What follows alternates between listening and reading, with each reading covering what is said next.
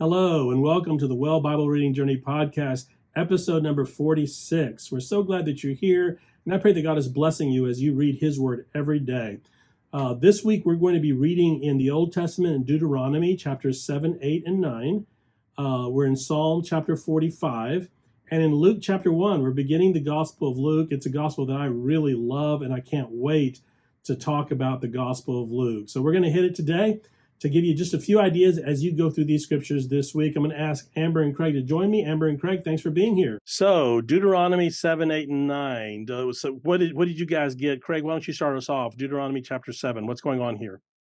Yeah, I'll start with pulling out a chiasm that the 7 takes to encompass. It starts in verse 1 and goes all the way through to verse 26 within the chapter.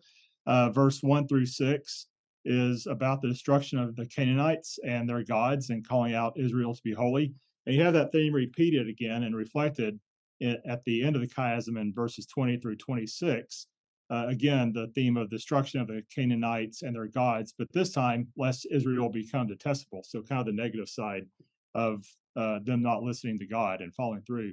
But in the middle of that chiasm is verses 9 through 10, which calls out Yahweh as the faithful God of covenant love. And this really gets to the purpose of why God has selected Israel and chosen this particular people to be his to be the reflection of him and his will within the world, and why he's investing so much within Abraham's descendants, the Israelite family, Jacob's family, so that he can become for the world what he's wanting to become for Israel here, so that they can then reflect who he is to the world around them.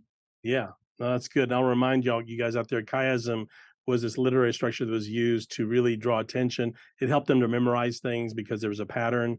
But the thing that is at the center of the chiasm is really usually the big point, and that's what Craig is kind of bringing out here, that is the big point of what he's doing here in chapter 7, and really throughout this part of Deuteronomy. I love chapter 7. It's a great chapter. Verse 7 is really my favorite part of it, where he basically says to the children of Israel, I didn't choose you because you were the best, because you were the greatest, because you were the largest people, the biggest number. I didn't choose you for any of those reasons. I chose you because I chose you. I chose you because I wanted to choose you. I chose you just because, right? And so because here he is very clearly saying they are God's chosen people, no doubt about that. But he does. But then he says, lest you get the big head about that, right?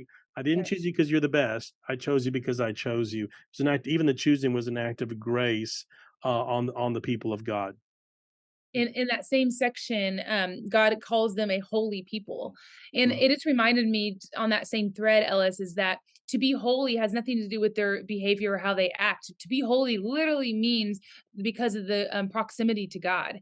They're being set apart, and their set apartness is actually how close they are to Yahweh. I like to think of it almost like a sun. And the closer you are to the sun, the source of life, the source of that heat and that glory and that grace, the more holy you are, the more sunscreen is required of you to be close to that holy God, right? Yeah, And right. that's what he's really saying there. They're not holy because of how good they are. They're holy because God is in their midst. Yeah, that's excellent, because we get that. I think we get a misconception of that word holy, and at least I did growing up. I thought it felt like it meant to be perfect, to follow all the rules perfectly, to be good all the time, to be like God, all that kind of stuff. And it really isn't any of that. Holy literally means set apart. It just means that you're set apart. And that it is God who does that. It is God who makes you holy. You don't make yourself holy. There's nothing you can do to make yourself holy, but to Hamber's point, except to be close to the one who is holy. And that's God, that's Jesus. The closer you get to them, the closer you are to holiness. It's about relationship. Isn't it? And even the way he uses the word righteous here, Amber, you kind of talked a little bit about that with this holiness, but you touched on it. You maybe dig a little bit more into this idea, because he even there he says that their righteousness, but it's not from them, right? It's from him. Yeah, you're exactly right, Ellis. I've been playing with this idea of righteousness mainly because I think I had the wrong idea about it until I started digging in, because Deuteronomy 4 is what made me start digging in, because he describes the law. To follow the law is about having wisdom and understanding, and when you do that, having wisdom and understanding, brings you to a place of righteousness. And I was like, that's confusing to me. So I started digging in. Righteousness in my mind has always been kind of this universal standard. Everyone has this idea, this universal moral code, that I kind of abstract code I had to follow. And if Mhm. I follow it, if I make the right choice, I'm being righteous. If I make the not right choice in this code in my mind, apparently, like kind of like everyone has the same moral code basis in their head, and God just happens to do all of it well. Like he is the Mhm. ultimate. He doesn't do it wrong ever. He is the moral code. And that's not it at all. When it describes righteousness in scripture, you actually supposed to think of the word right relationship. Right Mhm. relationship. It is two parties, and when they bring honor and flourishing to each other, that is righteousness. So you see that here a lot with God and Israel. God, Mhm. when God does something for his people, he says God is being righteous. He's Mhm. bringing them where they can multiply. They're coming to a land where they're going to flourish and be able to multiply and have families Mhm. and grow old in the land that they were promised. That's God's righteousness for the people. It's right relationship with them. But you actually can have it with people as well. Throughout scripture, Mhm. the story that comes to me the first of all, mainly because I struggled with it back months ago in Genesis. I think it's Genesis 38, I think, Mhm. where it's Joseph, not Joseph, Judah and Tamar. Yeah. And you have Judah who promised Tamar his youngest son when he became of age, Mhm. and because his other sons had died, Mhm. he doesn't keep his promise.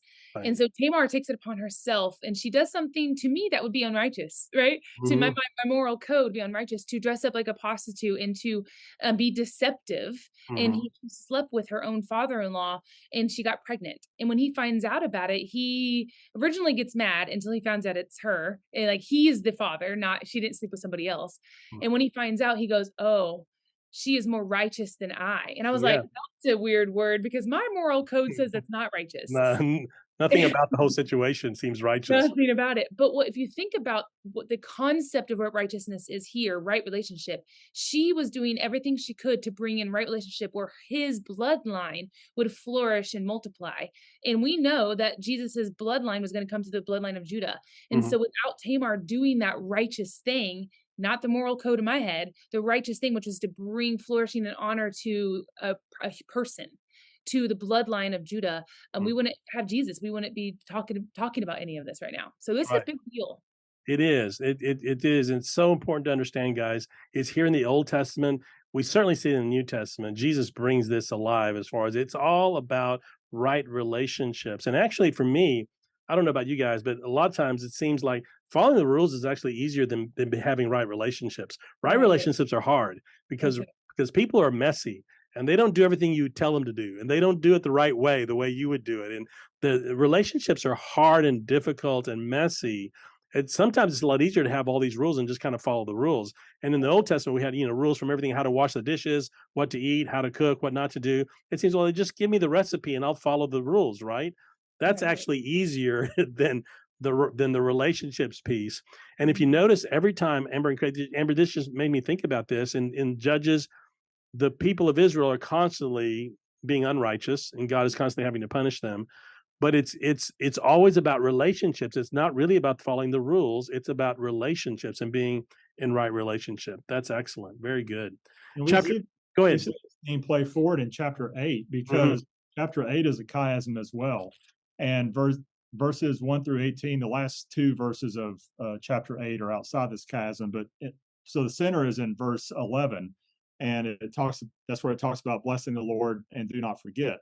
And so we have this sense where, again, relationship is emphasized, and we've seen the theme of in the last couple or few chapters of Deuteronomy. We talked about this last week about putting the law on their heart, memorizing it, making it part of who they are by studying it, by meditating on it, by thinking on it when they're out in the field, when they're getting up in the morning, when they're going to bed at night. Teach it to your children. Make it a part of who you are as a person and as a people. And that's because it's not just what's on the stone tablets. It's not just what's written down.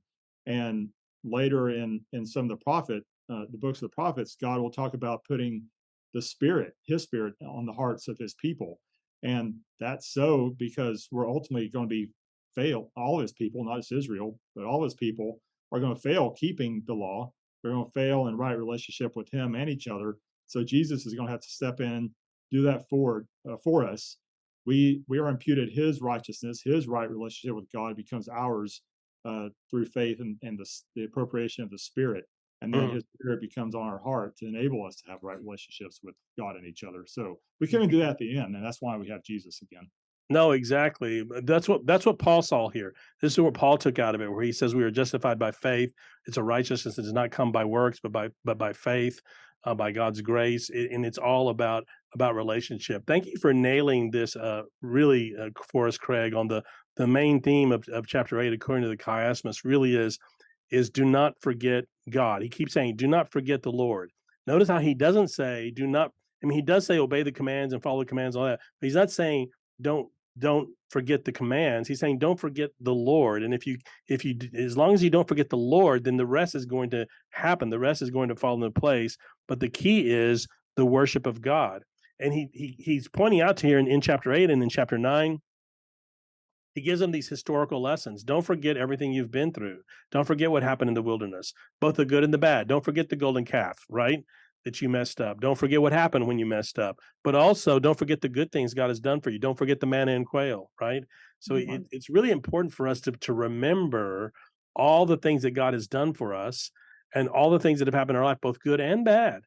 The bad, I think, is sometimes just as important to remember as kind of a deterrent to learn from your mistakes, to learn from what has happened. And this is what he's asking them to do here in chapter 8. He's asking them to remember. As you're describing this, so this whole time I've been reading this, I kind of envision Moses putting his pastor hat on. Like he is really Mhm. giving this amazing motivational speech. But as you were talking just now, I've been a basketball coach for years and years.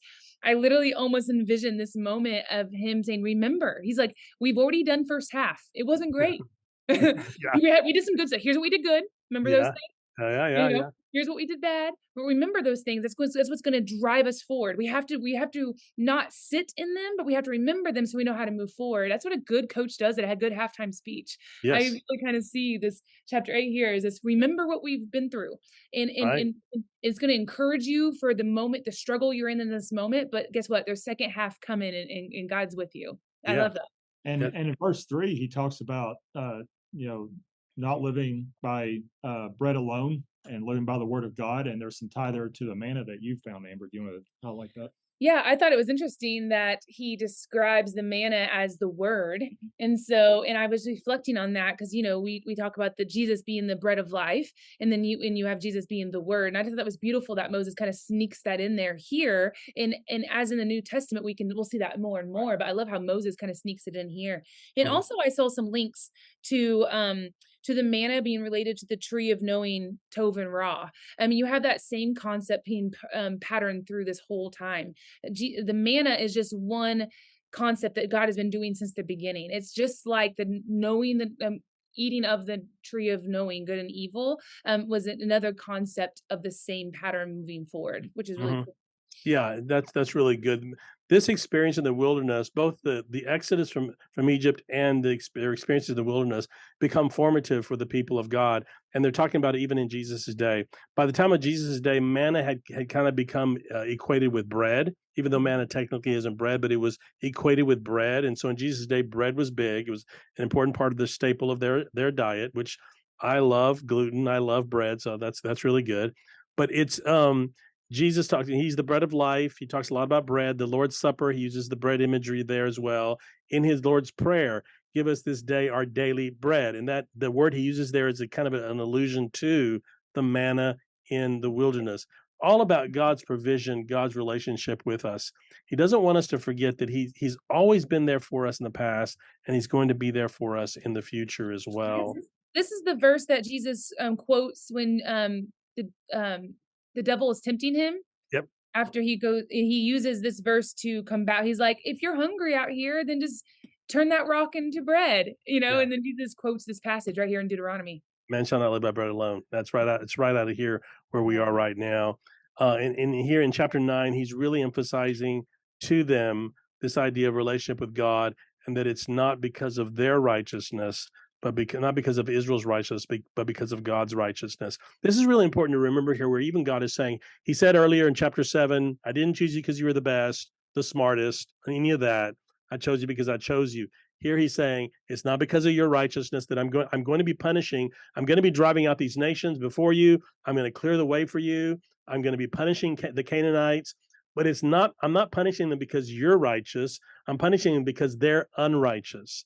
And so Israel now becomes this instrument of punishment for the people of Israel. I mean, excuse me, for the people of Canaan, right?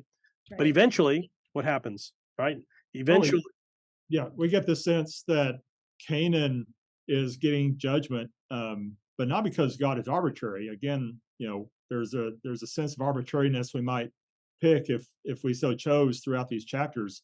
I like to think of as more of a God's particularity. He's working with particular people to establish his beachhead into the world. He's working through the particular people to judge Canaan, whose sin that started back in Genesis but wasn't right for judgment yet from God's perspective, has now grown to where it is right for judgment. It is time for it to be judged. So Israel is that tool that God is going to use to come in here, but we're also going to see that God is going to hold Israel to that same standard of righteousness and expectation of right living.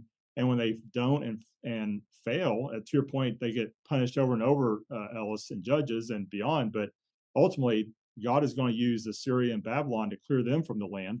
The promised land, which we've seen as their blessing, and Moses has called out in earlier chapters of Deuteronomy that they should remember the Lord and do right and live well to live good and fully in the land. And it's all about the land for them. So when they didn't do that, they got flushed from the land themselves. And God kind of he keeps them to the same standard. yeah, absolutely. That's an amazing insight, Craig, because we often we know about Assyria and Babylon being used as instruments to punish Israel, but we don't often think about Israel being used as an instrument to punish another like evil culture or culture that has gone away from God.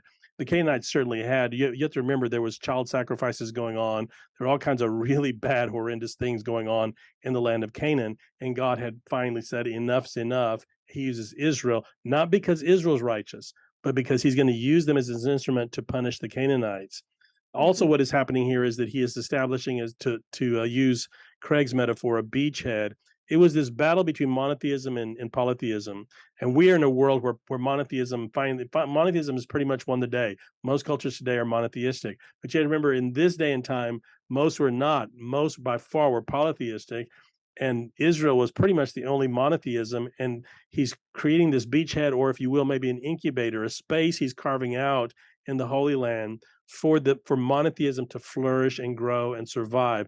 It was still very tenuous. It was still very fragile. Monotheism was, but it needed that. This is why he talks about purging and destroying and getting people out and not even having anything to do with them. Right? It sounds bad, but he's trying to create this place. That's exactly what I was going to say, Ellis. It reminded me in the beginning part of this conversation. God, yeah, I mean, Moses uses a word that's the same word used when to smite or to strike, and it's the same word used that was for the Egyptians and for Pharaoh, and also used in the judgment of the whole earth when it came to the flood narrative. It's the same language. God is at some point he cannot handle the evil in this world, and he has a righteous remnant each time, and right now it is the group of Israel that's the righteous remnant, and he's using them to wash, almost like you have to think of them like washing clean this area to start anew. And because it's clear that God does not expect them to absolutely utterly destroy them in the mind that I have, destroy as in like wipe them clear. And because if that was the point, he wouldn't have to give them more commandments. It's interesting because it says in chapter 7, it talks about how you should utterly destroy them. And then it says, and you shall make no covenant or show mercy to them or intermarry. And I was like, wait, why would those are not necessary commandments if they're utterly destroyed? You don't need I say can all these marry them. other things. So when I read that, I was like, wait, so they're not going to utterly destroy? So then I realized destroying had nothing to do with the people themselves being wiped from the face of the earth. The point that you're supposed to understand is these people are choosing not to follow and love the one true God.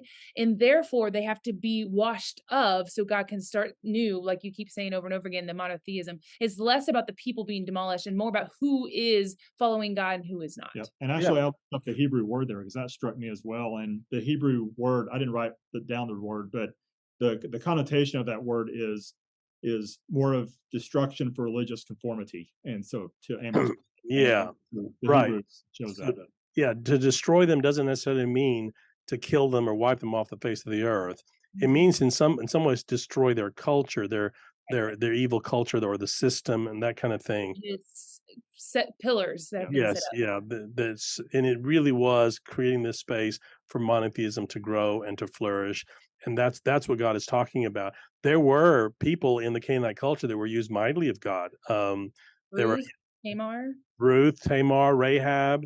There were others who were the all Canaanite. females I'm thinking of so far. They're Canaanite, but and God used them. So it wasn't like He hates the Canaanites. He hates the sins of the Canaanites. He hates what they've become, but He doesn't hate them. Yeah, it's a great point. Important for us to realize because we read this and it seems like, oh, God hates these people, or Right. God is showing favoritism. He's just loving Israel and hates these people. And no, no, no, no. He treats them all the same. When Israel falls, he to Craig's point earlier, same standard, right? Same standard. Just uses other people to now punish them, right? Very Well, the good. only last point I had, because and I think it's interesting as we move forward, is we need to understand that he keeps telling him to remember God, but also remember because of the promise that he gave his ancestors. And as you think about that, there's two things that's happening. They have to literally drive out the nations so that way eventually they can bless all nations. So just you have to start exploring that concept. They had to drive out the nations so eventually they can bless all nations. The driving out was necessary for the blessing to happen. Yeah. That's hard sometimes to see. And when you're in the middle of it, you can't see. You're going through something that seems terrible, but always remember God may be going through a purging or a cleansing period in your life because He has something amazing coming.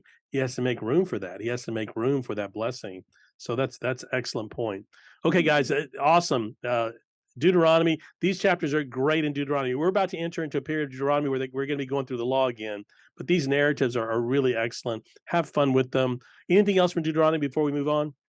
Nope. We're going to we're not going to hit Psalm 45, but it's a great psalm. Read it. We may touch on it later, but let's go to Luke. So we're starting the Gospel of Luke, and I'm going to give you just a brief Reader's Digest version of kind of the Luke, what Luke's all about, and that kind of thing. It's a great gospel. I love the Gospel of Luke. It was written by a man named Luke, and probably from the book of Acts, Paul's companion on his missionary trips. Luke was an important part of Paul's ministry.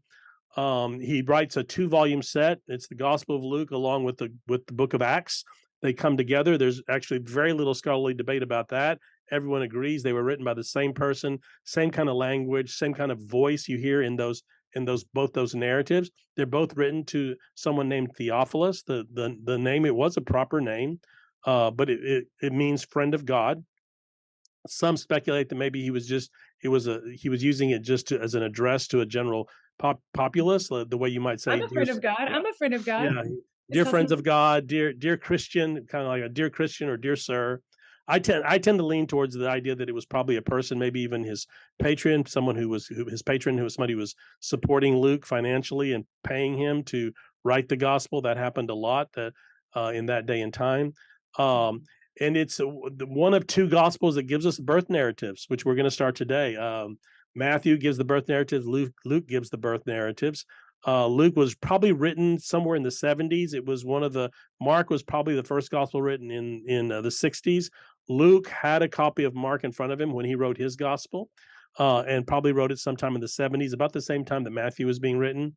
So those 2 gospels are written right about the same time. It is one of 3 gospels that are known as the synoptic gospels: Matthew, Mark, and Luke, because they're a lot alike, and they wrote from the same sources. Luke tells us that he investigated everything thoroughly, so he's getting this from eyewitnesses. Luke himself was not an eyewitness to Jesus, but he's talking to eyewitnesses who experienced Jesus. Many believe that Mary was one of his sources because they lived in the same kinds of places and same kinds of areas at certain times. So anyway, that's the Gospel of Luke. We're starting with chapter 1. The birth narratives in Luke are beautiful. There's 2 things that kind of pop out at me with the birth narratives. We see it in chapter 1 and in chapter 2, and that is that there's a lot of singing and there are a lot of angels, angelic visitations everywhere. The angel visits Mary, the angel visits Mary and Zechariah, and the angels visit the shepherds. And Luke is where we get the shepherds from. It's the only gospel that reports the shepherds. And so this Luke is where we read from every Christmas because it's so beautiful. It's so light and fun and joyous. Everything about it is joyous. Matthew's a little dark, Mm. Luke is very joyous, so we love reading from Luke. So we're in Luke chapter 1. There's a lot in Luke chapter 1. We've got the birth of John the Baptist and the birth of Jesus that are paralleled, although the birth of Jesus literally happens in chapter 2, but it's foretold in chapter 1. And we have these angelic visitations. So let's start. Who wants to start on what you got out of Luke chapter 1? Yeah, there's a lot of interesting parallels between what Zechariah is going through and then what Mary goes through in the announcements alone and how Mhm. they respond. Zechariah kind of getting silenced because he basically doesn't believe, Mhm.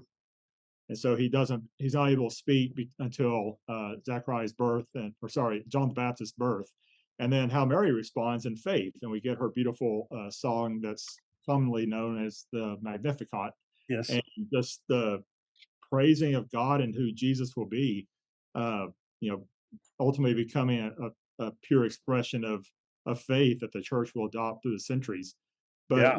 one of the things that really struck me with John the Baptist in particular is Luke is going to over and over again in his gospel bring the Old Testament forward and show how it's going to be appropriated uh, to show that God is coming into his world and to his people in his very own person. The Gospel of John has this uh, I guess, reputation for being the one that focuses and hammers on the divinity of Jesus. Well, Luke doesn't know less in his own way. Mhm. And one of the ways he's going to show it, starting with John the Baptist, is John the Baptist is going to be a mirror or a repeat of the character of Samuel and what Samuel does in the book of First and Second Samuel to anoint the King David, and ultimately John the Baptist is going to be the one who fulfills David's reign by anointing Jesus as the ultimate son of David and Lord of David, as we've seen in the Psalms as well. Yeah, no, that's great.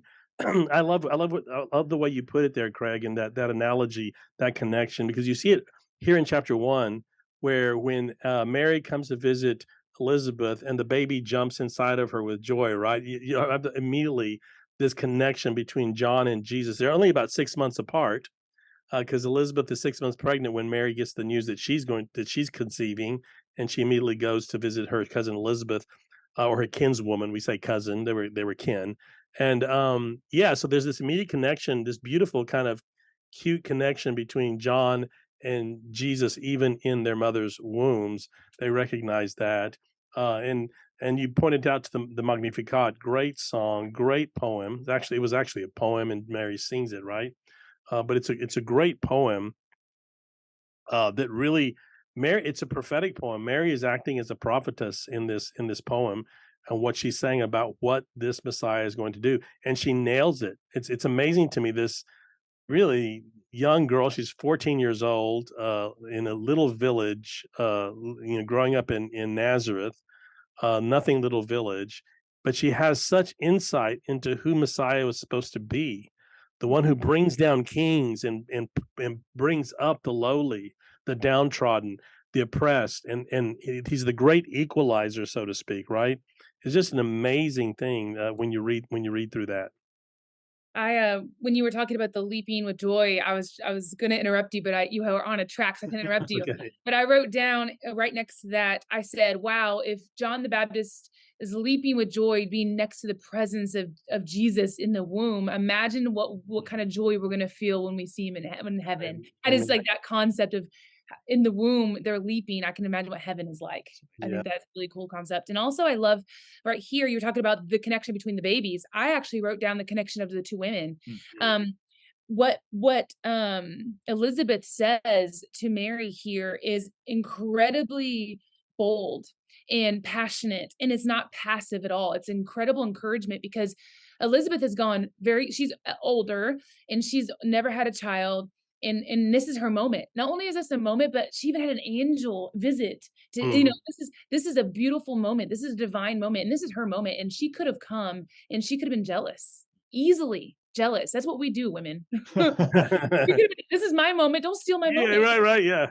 Right, but instead she looks at Mary and she's filled with the Holy Spirit and she blesses her and says she believes in that she's gonna be the fulfillment of what all that has been said in the Old Testament. We keep seeing this Hmm. idea of fulfillment throughout Luke. That is Luke's Yeah. big focus. It's less about the power of Jesus and more about the fulfillment of Jesus throughout Luke. And you see that I wrote down the word fulfillment already 3 times in the first couple of paragraphs. Oh yeah. And I think that is a bold. I said, I think we need to pay attention to the absence of the jealousy that and here I think that's really relevant. And I said, come on, ladies, we need to remember Mhm. that as well. So it's Yeah. not being right relationship might look like. This is a type of right Yeah. relationship. See, that's right. She's righteousness. Yeah, I love the way Luke, the way he highlights the women in this, and actually, and if you look at the story, the men are silent and the women are speaking.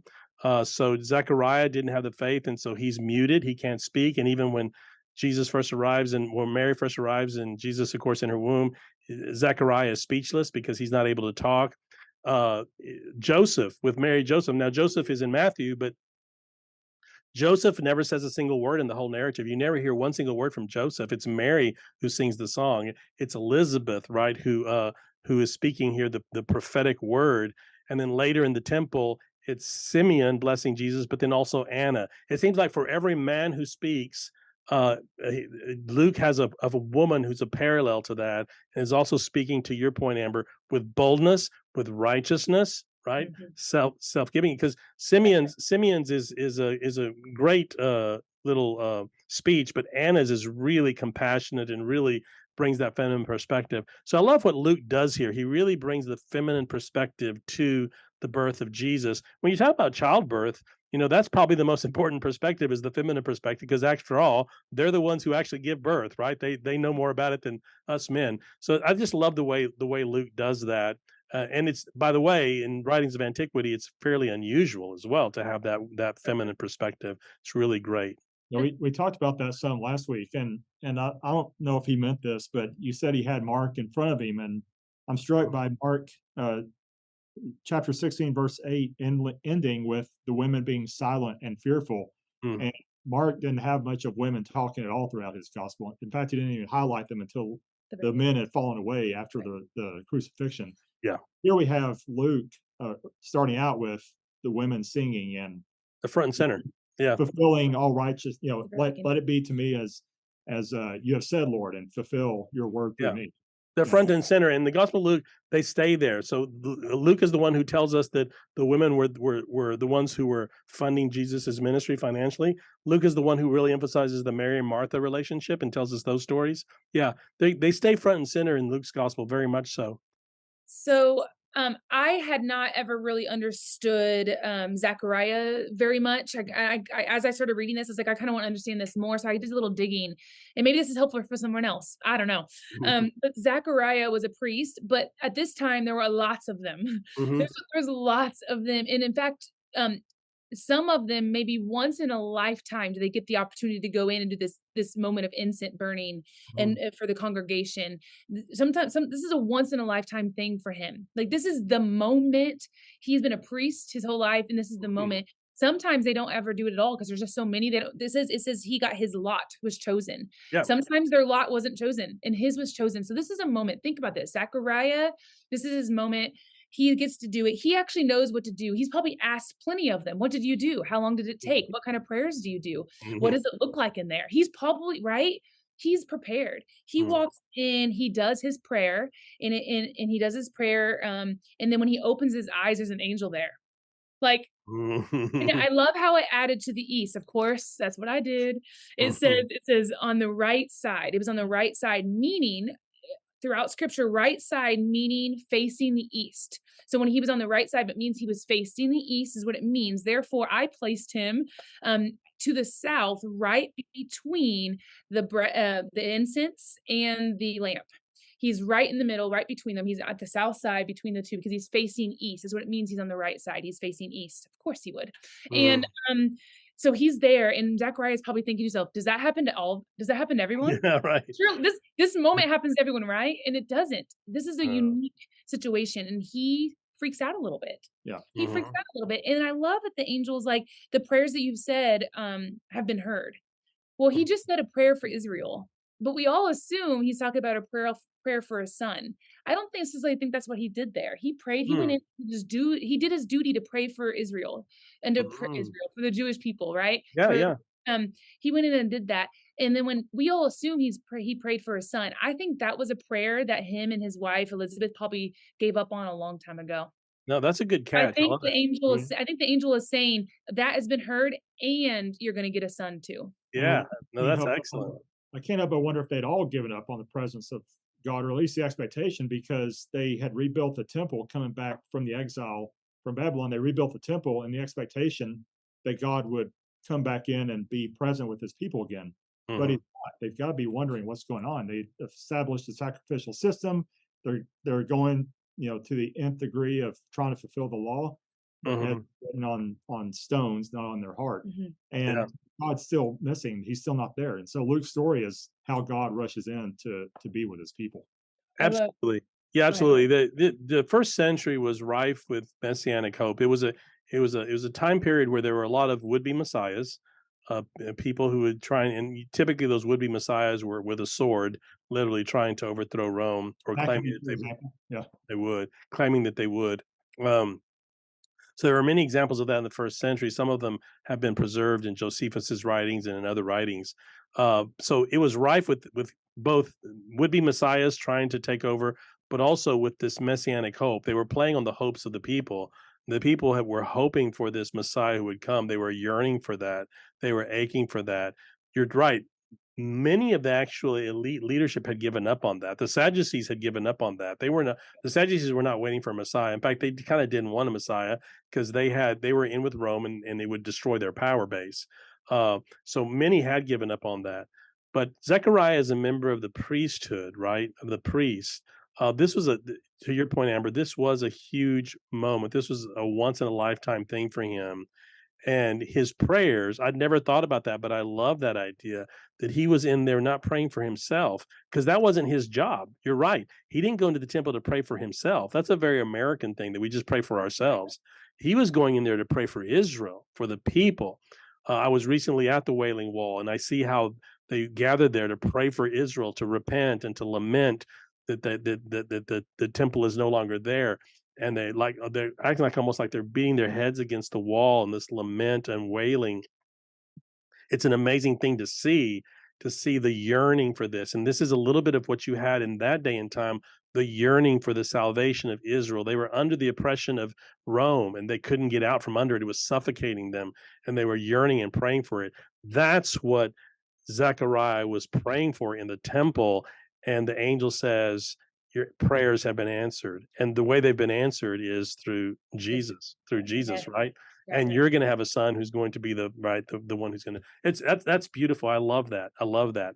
Okay, guys, we need to wrap it up. We've got about a minute here. Anything else before we kind of put a bow around it today? I have one quick thing that I think you can take for a perfect wrap up bow. Sure. My favorite part here is when Zachariah says, I am an old man. He says, I am blank. I think about the times I say I am something. And Gabriel's response is, I am Gabriel. I stand in the presence of God. And that's exactly the same language that is all used all through Revelation. It's these angels are the ones who stand in the presence of God, Yahweh, the creator. Anyway, so all the time I say I am blank, it doesn't matter. I am Yeah. Gabriel. Which one's more weighty? That's right. That's right. He's like, oh yeah. Well, I'm Yeah. Gabriel, yeah, and I'm come straight from the presence of God. That's Yeah. awesome. I love that. Hey guys, thanks for all your insights today. It's been so helpful. I know it's going to help you guys out there. I pray that God will bless you as you go to His Word, open His Word, ask Him to speak to you. We've given you a lot of food for thought, but the most important thing is that God is going to give you something straight from His heart to your heart, and God is going to give you something the exact thing that you need this week. So God bless you as you serve Him, and we'll see you again next week. Bye, y'all. Bye.